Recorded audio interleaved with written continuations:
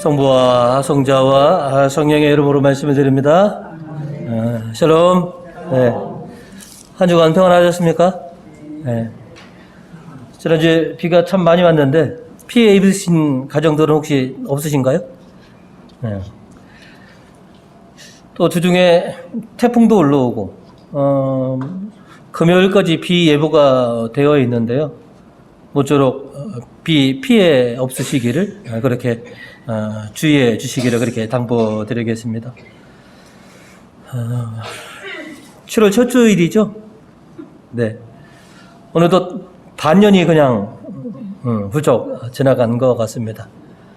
이제 어떻게 보면 이제 상반기는 이제 지나갔고 이제 하반기를 시작하는 그 첫 주일이 이번 주일인 것 같습니다. 우리가 올해 이제 위드 코로나를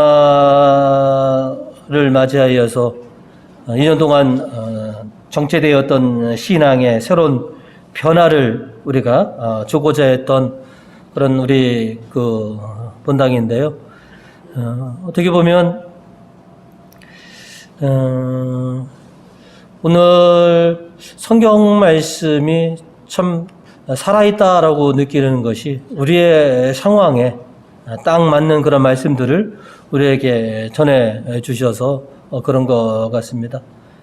이제 우리가 코로나 때문에 이제 정체되었던 것을 이제 툴툴 털어버리고 이제 새로운 도약과 또 새롭게 변모하는 그런 신앙을 만들기 위해서 우리가 열심히 기도하고 열성을 다하고 있는 이 그 시점에 오늘 말씀은 참 우리에게 좋은 그런 가르침을 주는 그런 말씀이 아닐 수가 없습니다.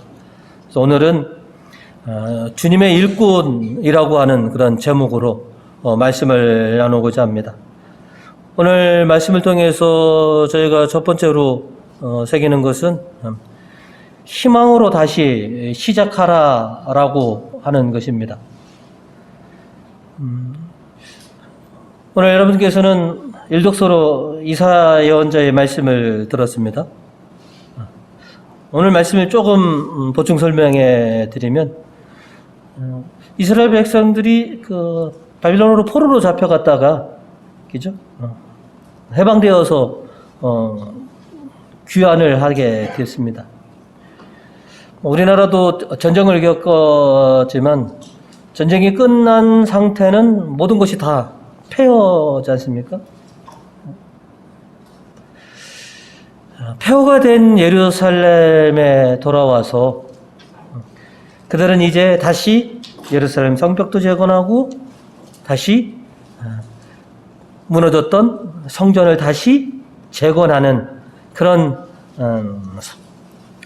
상황에 이렇게 놓여 있었습니다. 포로에서 해방되었다라고 하는 그런 기쁨, 하나님께서 우리를 다시 고국으로 돌아오게 주셨다라고 하는 그런 기쁨도 있지만 현실적으로 성전을 제거하고 삶의 터전을 제거하는 그런 어려움과 시련이 그들에게 놓여 있었습니다. 그런 상황 속에서 이사야 예언자가 이스라엘 백성에게 희망의 메시지를 전해주고 계십니다. 이제 하나님께서 우리로 하여금 새로운 시대를 살게 해 주셨으니 하느님에게 희망을 걸고 우리가 지금 재건하고 있는 예루살렘 성전에 희망을 두어라 라고 이렇게 외치고 계신 것입니다. 오늘 일독서 12절과 13절의 말씀입니다. 야훼께서 말씀하신다. 나 이제 평화를 강물처럼 예루살렘에 끌어들이리라. 민족들의 평화를 개울처럼 쏟아져 들어오게 하리라. 이제 이스라엘 백성들에게 희망과 위로의 메시지를 전해 주실 것입니다. 하나님께서 이제 너희와 더불어 새로운 시대로 살아가게 할 것이다. 너희가 70년 동안 성전이 무너져서 포로로 잡혀가서 하나님께 온전한 제사를 드리지 못했지만 이제 쭈르빼빼리 세우는 저 성전에서 너희는 하느님께 다시 감사의 제사를 바치게 될 것이다. 그리고 그곳에서 하나님께서 너희에게 크나큰 위로를 내려주실 것이다. 13절이죠. 어미가 자식을 달래듯이 내가 너희를 위로하리니 너희가 예루살렘에서 위로를 받으리라. 내가 너희를 위로해주고 내가 너희에게 희망을 불어넣어 주겠다. 재건을 한다는 것, 나라를 다시 시작한다는 것 굉장히 어려운 일입니다. 그러나 하느님께서 너희와 함께 해 주시겠고 너희의 힘이 되어 주시겠다. 그러니 희망을 가져라. 그리고 하느님을 통해 힘을 얻어서 열성을 다하여서 이 나라를 다시 세워라라고 하는 것이죠. 그래서 이스라엘 백성들은 하나님의 말씀을 통해서 그리고 이제 장차 세워질 제2의 성전을 통해서 힘을 얻고 또 희망을 품게 되었다. 이것이 이제 일독서회가 우리들에게 주는 그런 상황인 것입니다.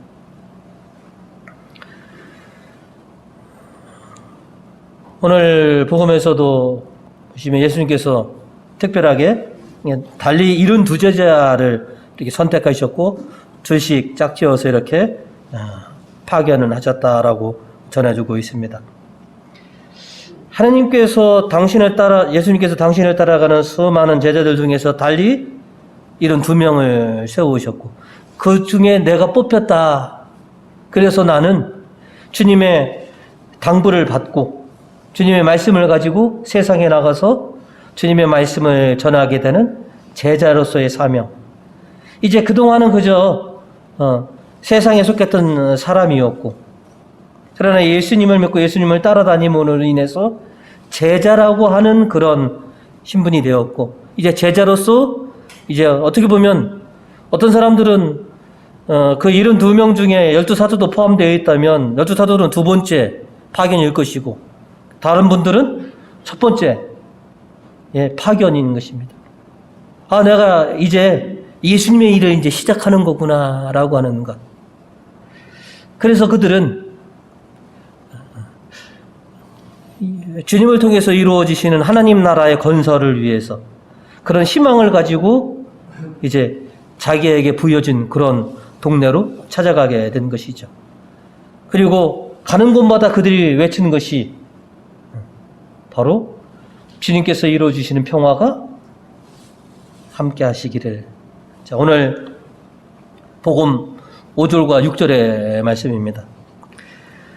어느 집에 들어가든지 먼저 이댁에 평화를 빕니다 하고 인사하여라. 그 집에 평화를 바라는 사람이 살고 있으면 너희가 비는 평화가 그 사람에게 머무를 것이고 그렇지 못하면 너희에게 되돌아올 것이다.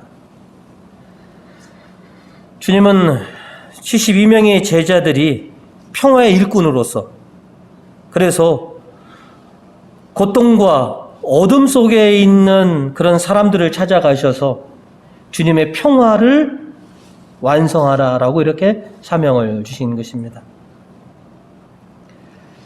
여러분도 소망하시는 것이 평화, 주님께서 주시는 그런 평화가 나와 내 가정에, 내가 속해 있는 곳에 주님의 평화가. 그리고 지금 전 세계 사람들이 간절히 기도 중에 하나가 바로 뭐냐면 우크라이나에 평화가 오기를, 그죠? 어떻게 보면 참 우리는 주님이 주시는 평화도 있겠고 세상이 주는 평화도 있겠지만 하여튼간에 우리 모두가 평화를 소망하고 있다. 바오로 사도께서도 오늘 이 독서 마지막에 평화 자비를 그렇게 간절히 빕니다라고 그렇게 갈라디아 교인들에게 편지를 씁니다. 16절이죠. 이 법칙을 따라 사는 사람들에게 그리고 하나님의 백성 이스라엘에게 평화와 자비가 있기를 빕니다. 우리가 지난 5월달에 가정축복식을 했습니다. 2년간 저희가 가정축복식을 못하다가 이제 위드 코리나가 선포되면서 저희가 가정축복식을 했는데요. 참 우리 교원들이 참 잘하시는 것이 많은데 그 중에 하나가 뭐면 우리 같이 그 가정축복식에 동행하신 우리 교우님들이 가정에 들어갈 때마다 뭐냐면 이 가정에 주님의 평화를 드립니다라고 하는 것들 참 잘하시는 겁니다. 그래서 우리가 가정을 방문해서 주님의 이름으로 가정에 평화를 빌어드리고 복음을 선포하고 또 성수를 통해 그 가정을 정화하여서 그 가정이 바라는 그런 평화로운 그런 성가정을 이루도록 그렇게 하는 예식이 우리는 가정축복식인 것이죠. 그래서 정말로 우리의 삶이, 우리의 가정이, 우리의 교회가, 우리의 지역과 나라가 주님께서 주시는 그런 평화로 가득 차기를, 그리고 우리는 그 평화를 위해서 주님께로부터 파견된 주님의 일꾼이다라고 하는 것이죠. 우리가 가정축복식을 2년 만에 5월달에 다시 시작할 수 있었던 것처럼 우리 지금 이제 보면 2년 동안의 코로나로 인해서 정체되었던 신앙생활을 다시 시작하려고 우리가 그렇게 많은 기도와 그러면 열심을 좀 내고 있는 이 상황에 오늘의 말씀은 참 우리에게 와닿는 그런 말씀이라고 생각이 됩니다. 내가 너희에게 평화를 주겠다. 희망을 가지고 다시 일어나서 시작하여라 라고 하는 것이죠.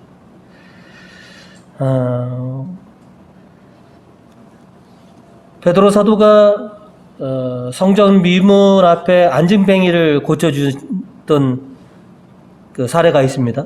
그죠? 그게 이제 사도행전 3장 6절에서 베드로 사도가 그 안증뱅이에게 선포한 말씀이죠. 베드로는 나는 돈이 없습니다. 그러나 내가 줄 수 있는 것은 이것입니다. 나자렛 예수 그리스도의 이름으로 걸어가시오. 베드로 사도 당신에게 물질적인 거로 줄 게 없습니다.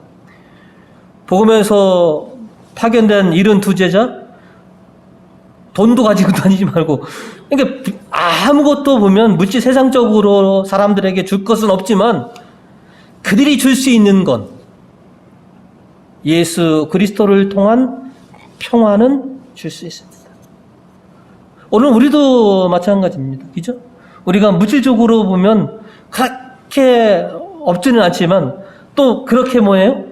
있지도 않습니다. 그냥 우리는 어떻게 보면 일용할 삶을 그렇게 살아갈 수 있도록 하나님께 제공받고 있습니다. 세상적으로 누군가를 그렇게 풍성하게 줄 것은 없습니다. 그러나 우리가 줄 수 있는 것, 그죠? 우리 교우님들이 각 가정을 방문할 때 외쳤던 것, 주님의 이름으로 평화를 빕니다라고 하는 것.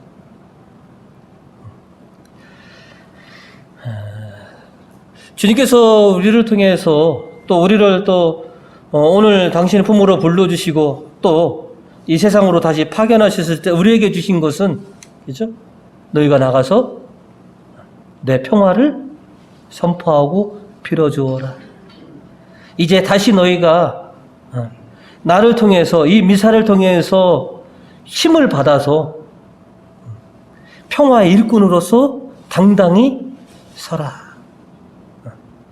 이제 여러분, 주님이 주시는 그런 이런 희망을 통해서 또 믿음을 통해서 다시 주님의 일꾼으로서의 사명을 다시 한번 시작하시는 그런 우리 교우님이 되시기를 주님의 이름으로 축원드립니다.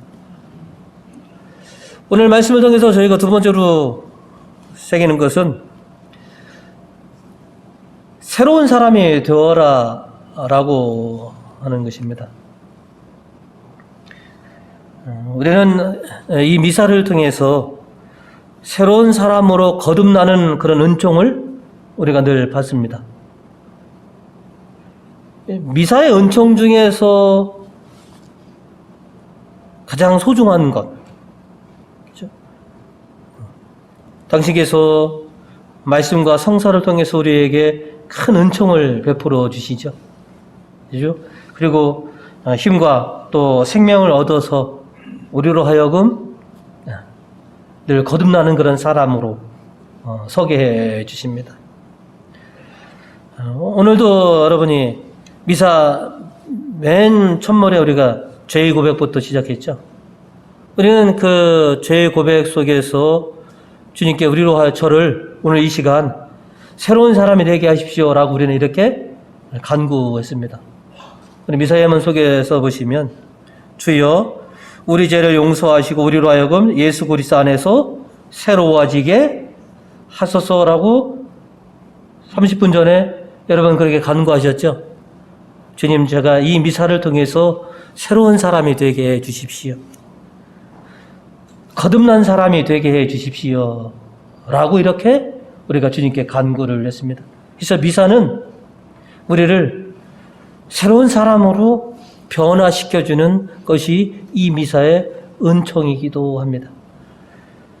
바오로 사도께서 오늘 이 독서 15절로 우리에게 이런 말씀을 전해 주셨습니다. 할례를 받고 안 받는 것이 문제가 아니라 새로운 사람이 되는 것이 중요합니다.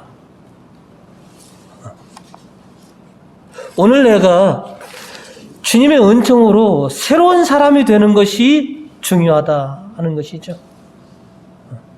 어제의 사람이 아닌 새 사람이 되어서 주님과 함께 새로운 희망을 함께 걸어갈 수 있는 사람.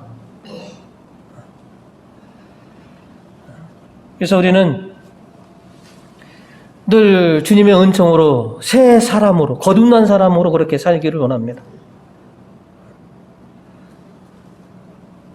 그리고 그런 희망이 있기 때문에, 그런 소망이 있기 때문에 내가 어떻게 하면 새로운 사람이 될 수 있을까라고 하는 것에 우리는 늘 집중을 합니다. 믿음으로 새 사람이 된다는 것, 어떻게 하면 내가 늘 주님 안에서 새로운 사람, 거듭난 사람으로 살아갈 수 있느냐? 오늘 저는 그것을 이 독서 앞부분이라고 저는 생각이 들었습니다. 오늘 7절 후반절과 8절을 같이 한번 읽어보시면, 자, 7절 후반부터입니다. 사람은 무엇을 심든지 자기가 심은 것을 그대로 거둘 것입니다. 자기 육체에 심는 사람은 육체에게서 멸망을 거두겠지만 성령에 심는 사람은 성령으로부터 영원한 생명을 거둡니다. 내가 거듭난 사람으로 주님 안에서 새로운 사람이 되기 위해서 나는 무엇에 그렇게 집중하느냐 하는 것이죠. 오늘도 우리는 새로운 사람이 되기 위해서, 거듭난 세계 사람이 되기 위해서 오늘 이 미사에 참여를 했습니다. 그리고 거듭난 사람, 새로운 사람이 되기 위해서 주님께 기도하고 열심으로 주님께 헌신하고 있습니다. 그러면 내가 새 사람이 될 것이다 라고 하는 것. 그리고 이렇게 내가 열심으로 주님께 매진한다면 주님께서 당신의 크신 사랑으로 나를 새롭게 해주신다라고 하는 것을 우리가 믿고 있기 때문에 그렇습니다. 9절을 같이 보시면 낙심하지 말고 꾸준히 선을 행합시다. 꾸준히 계속하노라면 거둘 때가 올 것입니다.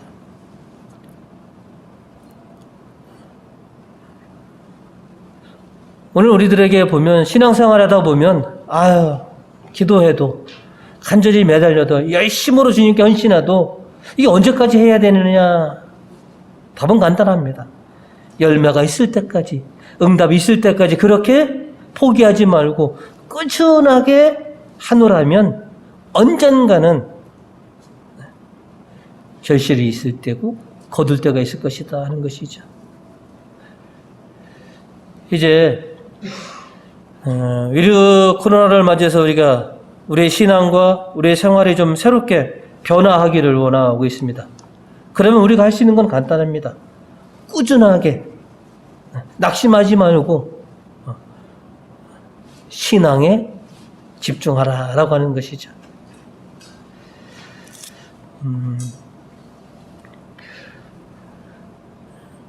한여름에도 보면 사람이 이렇게 참 지치게 되어 있습니다. 그죠? 온열에 화초들을 보면 다 그냥 축 처지고, 그죠? 늘어지고 그랬지 않습니까? 오늘 일독서에서 보시면 이사야 예언자는 너희를 뼈 마디마디마다 내가 싱싱하게 해주리라 라고 이렇게 말씀을 해주고 계십니다. 여러분, 싱싱한 신앙인으로서 살기를 원하십니까? 아니면 축 처진 늘어진 그런 신앙생활을 하시냐는 물어보면 당연히 여러분 싱싱한 그런 생활, 싱싱한 그런 신앙생활을 여러분이 원하시고 계실 것입니다. 그러면 뭐에 집중해야 될지, 그렇죠? 오늘 내가 세상 것에, 육체적인 것에 집중해야 할 것인지, 영적인 것에 집중해야 될 것인지, 선택은 우리의 몫인 것입니다. 그러나 분명한 것은 내가 늘 새로운 삶을 내가 활력 넘치는 삶을 살고자 하신다면 꾸준히 신앙생활을 하시라 하는 것이죠. 그래서 여러분 모두가 다시 좀 일어설 수 있는, 다시 시작하는 그런 신앙의 뜨거운 열정을 회복할 수 있는 그런 우리 교우님들 되시기를 간절히 축원드립니다. 또 세 번째는 주님의 일꾼으로서 우리가 해야 될 것 중에 하나가 바로 뭐냐면 주님을 자랑하라 하는 것이죠. 우리나라는 팔불출이라 해서 겸손해라, 자랑하지 말아라 라고들 하지만 실은 그러면서도 보면 자랑할 건 다 자랑하고 우리가 사는 것 같습니다. 근데 정작 자랑해야 될 것은 자랑하지 않고 자랑하지 않아도 될 것을 자랑하는 것. 가만히 이렇게 생각 중에 보면 자식 자랑하는 것이 팔불출에 들어갑니까? 안 들어갑니까? 근데 보시면 거꾸로 부모를 자랑하는 것은 팔불출입니까? 아닙니까? 왜 그렇습니까? 희한하지 않습니까? 자식을 자랑을 하는 사람은 아유 이 팔불출이라고 하는데 부모를 자랑하는 것은 뭐라고 그러냐면 효자다. 그죠? 예수님으로부터 파견된 이런 두 제자가 이제 제자들을 맞이한 가정에 이렇게 들어가서, 그죠? 무슨 얘기들을 주로 했을 것 같습니까? 내가 어떤 사람이냐면 예수님이 특별히 나를 뽑은 사람이라고 자기 PR을 했겠습니까? 자기 자랑했겠습니까? 언제 시간이 얼마인지 모르겠지만 그 집에 있는 동안에 그 제자의 입에서 나오는 모든 말들은 주님에 대한 말씀이고 주님 자랑이었을 것이다 라고 하는 것이죠. 오늘 바오로 사도도 오늘 이독서 14절로 우리에게 이렇게 말씀을 전해주셨는데요. 그러나 나에게는 우리 주 예수 그리스도의 십자가 밖에는 아무것도 자랑할 것이 없습니다. 나는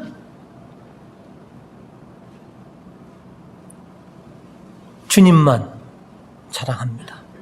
내 입에서 오직 주님만 찬양하고 주님만 높입니다. 라고 하는 것이죠.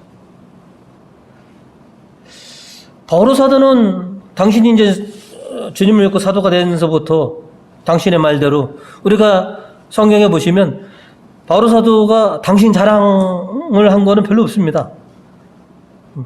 이런 말은 있습니다. 내가 자랑을 하려 치면 세상적으로 자랑하려 치면 그 누구보다도 남부럽지 않지만 그죠? 나는 예수님 앞에서 이 모든 것들 내 자랑거리가 다 쓰레기에 불과하다. 그래서 오직 나는 오늘 14절처럼 주님만 자랑하겠습니다. 요즘 우리나라가 보면 왜 이렇게 골프가 유행을 하는지, 저희 집에서도 몇 분이 이제 골프를 치시는데, 골프인 세 사람이 모이면 무슨 얘기 하겠습니까? 예? 골프 얘기들만 합니다. 장사하시는 분 세 분이 모이면 무슨 얘기 할까요? 그죠? 그럼 신자 세 사람이 모이면 무슨 얘기 할까요? 여러분한테 물어보면, 여러분, 우리 교우님 세 분이 모이시면 무슨 얘기 주로 하십니까? 예? 신앙 얘기 하십니까? 하느님 얘기하시고 교회 얘기하십니까? 네. 감사합니다. 근데 제가 여러분들을 이렇게 모시고 운영을 해보거나 뭐 하다 보면 거의 들어본 적이 없습니다. 제일 많이 들은 건 여러분 자식 자랑. 그게 아마 한 90% 정도는 된 것 같습니다. 그죠?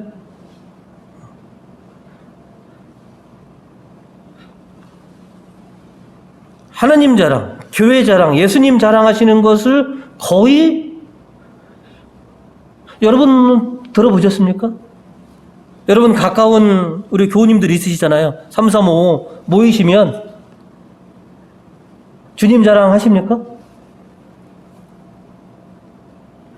하나님의 일꾼으로서, 주님의 일꾼으로서 우리가 정작 해야 될 것은 우리의 입술에서 나가는 모든 것들이 다 주님을 높이고 주님을 찬양하고 주님을 자랑하는 것이 되어야 되지 않겠는가. 우리 교우님 중에 한 분은 이런 말씀을 하신 것을 들었습니다. 왜 내가 교회에 오느냐? 신앙적인 것을, 그런 대화를 하고 싶어서 나는 성당에 옵니다. 내가 세상에서는 신앙적인 얘기를 할 사람이 없습니다. 영적인 얘기를 할 사람이 없습니다. 어디로 와야지? 여기를 와야지만이 그래도 예수님 얘기하고 신앙 얘기를 나눌 수 있어서 옵니다. 라고 이렇게 얘기하시는 교우님이 계십니다.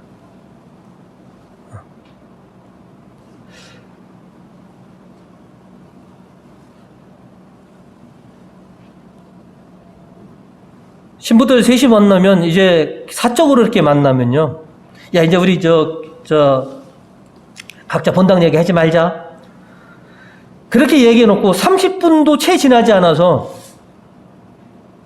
자연스럽게 무슨 얘기를 하냐면 본당 얘기를 하고 교인 얘기들을 합니다. 거기에 또 빠져서 좀 한참 하다가, 야, 우리 하지 말자고 그랬잖아. 그래, 이제 앞으로 하지 말자. 채도 30분도 지나지 않아서 또 뭔 얘기를 하느냐? 자연스럽게. 여러분은 어떠십니까? 내 입술에서 과연 얼마나 예수님을 자랑하고 내가 섬기는 교회를 자랑하고 있느냐 하는 것이죠. 세상의 친구들을 못 만난 지 굉장히 오래됐습니다. 저는 한때는 의형제라고 해갖고 15명, 12명, 한 30명의 의형제들이 있었고요. 내가 성직에 들어오기 전까지 굉장히 친밀하게. 그 친구들이 보면 저한테, 야, 주일 한번 빠지고 올 수도 있잖아? 뭐 이렇게 얘기합니다. 근데 어떤 친구가 그럽니다. 저기 다른 애들 말 들을 거 없어. 그냥 한 귀로 듣고 한 귀로 흘려. 네가 만약에 쟤들이 원하는 것을 들어준다면 그 순간부터 쟤들은 너를 성직자로 안 볼 거예요. 그리고 저한테, 예수쟁이, 야, 그래, 너 신부 좀 그런 얘기 좀 그만 좀 해라고 핀잔을 주면서도 내 입에서 그런 말이 나오기를 내신 기도하고 있습니다. 신부의 입에서 신앙의 얘기가 안 나오면 뭔 말을 하겠습니까, 내가? 세상적으로는 친구들이 더 월등한데. 여러분, 세상의 사람들은 신앙인들에게 야, 너 이제 교회 얘기 좀 하지 마, 예수님 얘기 하지 마 라고 하면서도 내심 기도하는 것은 그래도 네가 예수님 얘기 아니면 세상에 누가 이 예수님 얘기를 하겠느냐 하는 것이죠.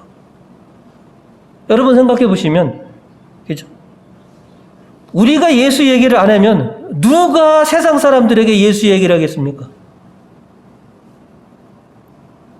누가? 그죠? 그리고 신자가 예수 얘기하는 것이 당연한 얘기다 하는 것이죠. 신부가 하나님 얘기하는 것을 당연하듯이 아이고 쟤 또 시작이네 라고 하면서도 그래 너는 그 일을 하는 사람이지 라고 그렇게 사람들이 사제를 인정해 주는 것처럼 어쩌면 세상 사람들은 내심 때로는 잔소리라고 핀잔을 주면서도 그래 내 입에서 하나님을 높이는 소리가 하나님을 자랑하는 소리가 나와야지 내가 그러면 믿지도 않는 내가 하나님 얘기를 하겠느니? 라고 그렇게 생각할 것이라는 것이죠. 저는 오래전에 제 친구가 그랬습니다. 내가 신부답지 않으면 네가 늘 신부로서 살지 않으면 친구들은 겉으로는 좋아하겠지. 하지만 속으로는 저것도 신부라고 저것도 신부라고 카라하고 다니고 라는 말을 할 것이다 하고 제 친구가 그러면서도 개의치 말고 너는 네 길 가라. 우리가 못 만나더라도 나와 함께하지 않더라도 네가 하나님의 사람이라는 것이 때로는 우리가 자랑스러울 것이다 라고 그렇게 전해준 친구가 있었습니다. 우리가 신앙생활하면서 우리의 삶 속에서 얼마만큼 주님을 자랑하고 있습니다. 바오로 사도는 늘 나는 주님 자랑하는 것 말고는 내가 자랑할 것이 없습니다 라고 그렇게 얘기하고 있습니다. 우리 교우님들 오늘 주님의 집에 와서 여러분 영적인 대화들을 얼마큼 풍성하게 나누고 돌아가십니까? 세상에서는 나눌 수 없는 대화, 그죠? 세상에서는 말할 사람이 없습니다. 오늘 충분하게, 그죠? 하나님 안에서 하나님 이야기를 하시다가 그렇게 돌아가실 수 있는 그런 여러분이 되시자 합니다. 나는 주님의 일꾼이다. 나는 무슨 일을 하느냐? 주님의 일을 한다. 내 입에서 누구 얘기가 나오느냐? 당연히 예수님 얘기가 나오는 것이 제자의 당연한 삶이다라고 하는 것이죠. 이제 22년도 이제 상반기, 하반기를 저희가 첫 시작하는 주일입니다.